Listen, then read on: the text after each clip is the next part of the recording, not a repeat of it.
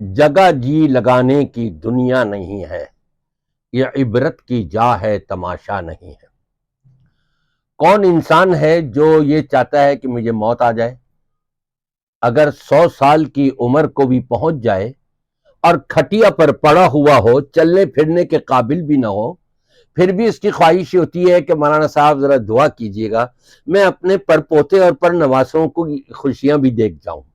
مرنے کو کسی کا بھی دل نہیں چاہتا، لیکن دیکھنا یہ ہے کہ مرنا یا جینا کیا انسان کے بس میں ہے؟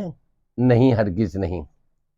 بلکہ تاریخ ہمیں بتاتی ہے کہ سابقہ امتوں میں ایک بدبخت، غالباً نمرود یا اسی سے ملتا جلتا کوئی شخص، جس نے شیشے کا محل بنوایا اور یہ کہا کہ فرشتہ تو آ ہی نہیں سکتا یہاں پر اور میری روح قبض نہیں کر سکتا۔ تاریخ بتاتی ہے اندر مکڑی نے جال بنایا، مکڑی کو اس نے دیکھا اور اس کو پیر سے رگڑ دیا، اسی کے زہر سے اس کو موت آ گئی۔ یہاں پر بھی آپ دیکھیں ٹائٹینک کہ جس کے اوپر تقریباً 2500 افراد کے قریب یا اس سے زیادہ سوار ہوئے، لیکن نتیجہ کیا نکلا؟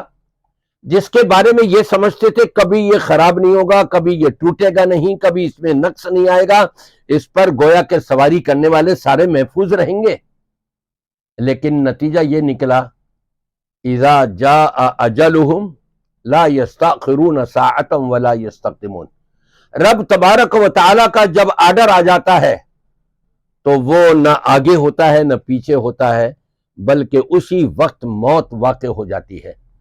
حضرت سلیمان علیہ السلام بیٹھے ہوئے ہیں، مجلس لگی ہوئی ہے، ایک شخص اس کے چہرے پر ایک رنگ آ رہا ہے اور ایک جا رہا ہے، خوف زدہ ہے۔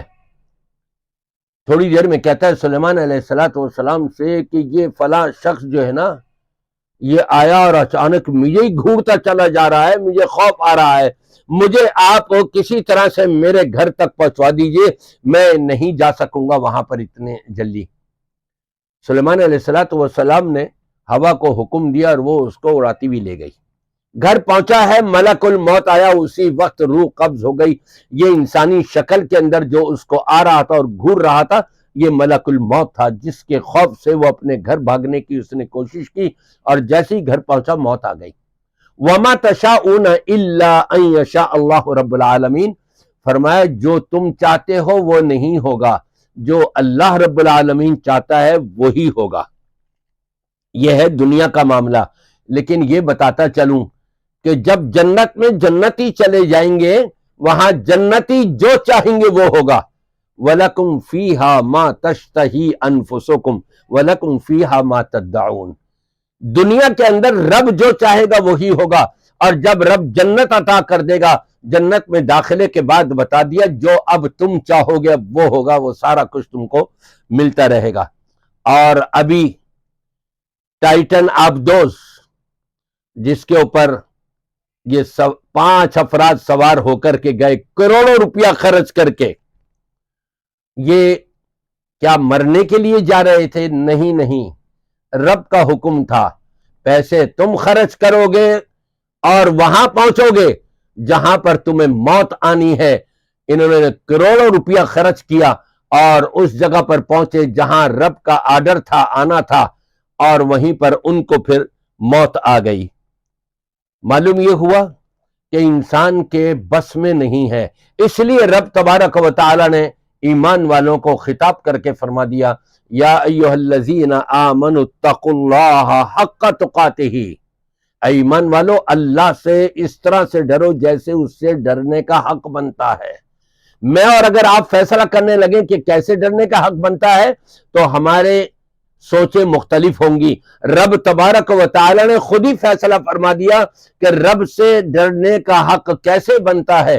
وَلَا تَمُوتُنَّ إِلَّا وَأَنْتُمْ مُسْلِمُونَ، تمہیں موت نہ آنے پائے مگر اس حالت میں کہ تم اللہ کی اطاعت اور فرما برداری کے کام میں لگے ہوئے ہو۔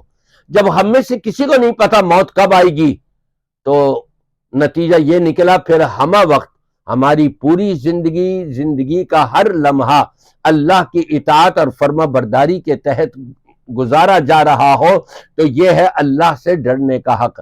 میری دعا ہے کہ اللہ تبارک و تعالی اپنا ڈر اور خوف ہمارے اندر صحیح طور پر قائم فرما دے اور تقوی اور پرہیزگاری والا ہم کو بنا دے۔